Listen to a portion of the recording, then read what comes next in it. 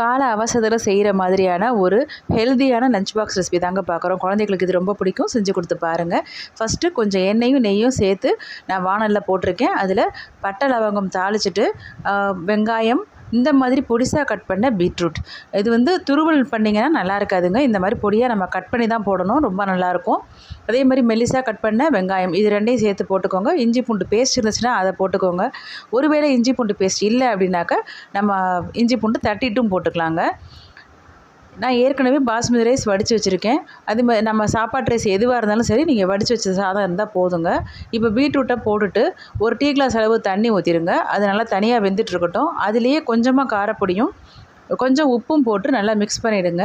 இது கொஞ்சம் சுண்டி வந்தோடனே நம்ம வடித்து வச்ச சாதத்தை போட்டு நல்லா ஒரு 2 கிளறிட்டு இறக்குனீங்கன்னா லஞ்ச் பாக்ஸ் ரெசிபி ரெடிங்க.